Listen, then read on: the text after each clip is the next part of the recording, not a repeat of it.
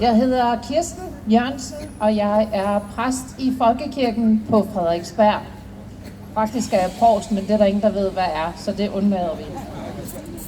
Jeg er glad for, at jeg har fået lov til at holde talen i dag. Det gør jeg med stor respekt for alle jer, som har gået her lørdag efter lørdag, og for jer, der måske er med i demonstrationen for første gang i dag. Jeg går her sammen med Kirkefolk for Fred, som I kan se står rundt omkring i flokken.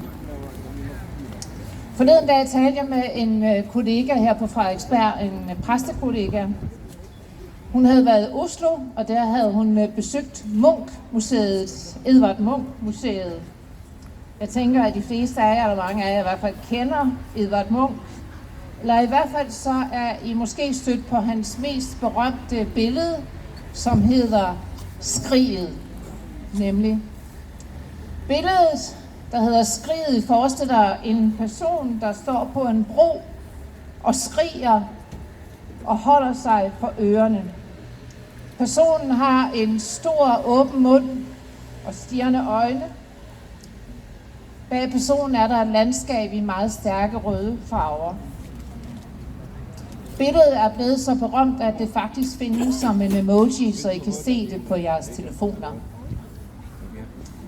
Munch fik ideen til billedet Skriget, da han gik en aftentur uden for Oslo. Og der følte, at, som han siger, der gik et skrig gennem naturen. Og nu er hans billede blevet et symbol på en verden, der skriger i smerte og i angst. Min kollega, som besøgte Munch-museet, gik også ind i museumsbutikken. Og inde i museumsbutikken fandt hun en juleklokke. En af de der med glimmer på farver, som mange vil hænge på deres juletræ inden så længe. Men det sære ved den her juleklokke var, at den var halv. Og inden i den var der en gengivelse af Munchs billede Skriget. Jeg har fået lov til at låne juleklokken af hende, og her har jeg den i min lomme, hvis jeg kan få den op. Jeg tror måske, at det er lidt svært for jer at se den derfra, hvor I står. Men de jer, der nærmest skal se, at her er en rigtig juleklokke med glimmer, intakt og med skriget inde i juleklokken. Personen står der med sine stirrende øjne og med sin store åbne mund og hænderne for ørerne. Min kollega undrede sig først over, hvem der dog kan finde på at sætte et billede, der hedder Skriget, ind i en juleklokke. Et billede, der er så voldsomt et udtryk for uhygge og smerte og angst. Men ved nærmere eftertanke giver det god mening. For også i den her juletid går der et skrig igennem verden.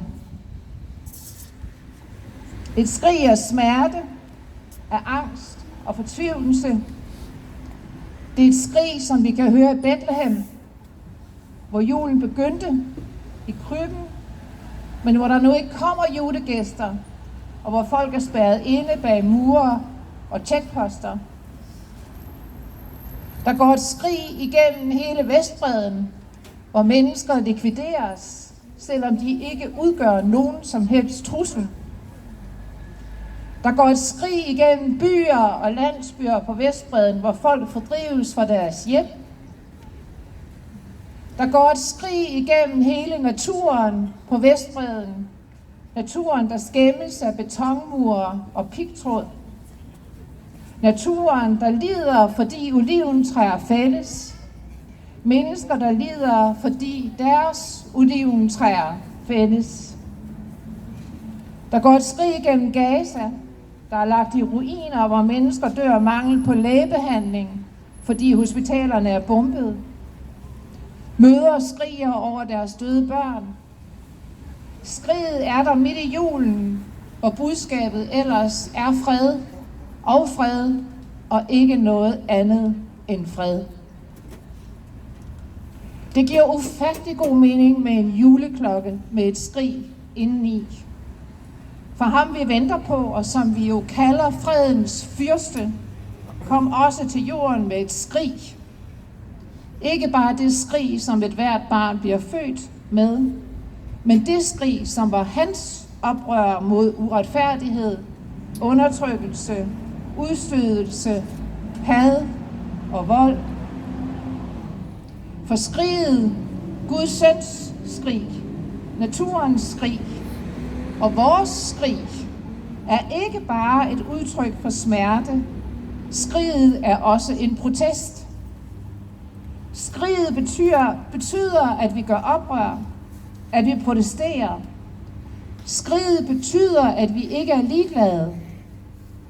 Skriget er et forsøg på at råbe den verden op, der i alt for høj grad holder sig for ørerne og ikke vil høre menneskers lidelser. Og derfor er der også håb i skriget. Fordi skridet betyder, at vi kærer os om hinanden, at vi kærer os for mennesker. Skridet betyder, at vi ikke vender ryggen til. Skridet forener os, fordi både den israelske mor, der har mistet et barn, der var soldat, og den palæstinensiske mor, der har mistet sit barn, fordi det blev dræbt af den samme soldat, skriger af den samme smerte, som er den største smerte i verden, nemlig den smerte, det er at miste den, man elsker. I sidste uge så jeg i Grand Bio den film, der hedder Hind Rahabs stemme. Filmen, der handler om den 6-årige pige, der sad i en bil med sine døde slægtninge omkring sig og ventede på at blive hentet og reddet af en ambulance.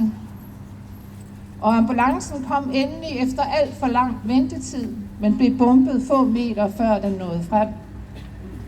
2 reddere fra Røde Halvmåne, og Hind blev dræbt af den israelske hær. Der var ingen, der skreg i biografen, men der var mange, der græd. Men historien om Hind er i sig selv et skrig. Et skrig, der også handler om den brutalisering og dehumanisering af soldater, som er alle kriges omkostning. Hendes historie er et vidnesbyrd om det skrig, der lyder i verden, hver gang et barn, hvor som helst i verden, bliver slået ihjel af voksne mennesker. Julen er fred, men der går et skrig midt igennem den, som Munchs skrig i juleklokken. Eller er det mere rigtigt at sige, at julen er fred, og der går et skrig igennem den. Når vi nu går på gaden for Palæstina igen, så er det et skrig. Et skrig, der kommer fra os, fordi vi ved, at julens budskab er, at vi skal gøre oprør imod den ufred, vi ser. At vi skal kæmpe for alle menneskers frihed. At vi skal agte alle menneskers værdighed. Juleklokkens skrig er verdens håb. Demonstrationen i dag ender i Flintholm Kirke. Vi er glade for at byde jer indenfor i kirkerummets ro. I er velkommen til at komme ind og tænde et lys for hvem I måtte ønsker at tænde det for, eller tænde det for verden. Uden for kirken viser vi en videohilsen, som kommer fra vores kristne brødre og søstre i Bethlehem. Kom med til Flintholm Kirke og tænd et lys for fred på jorden.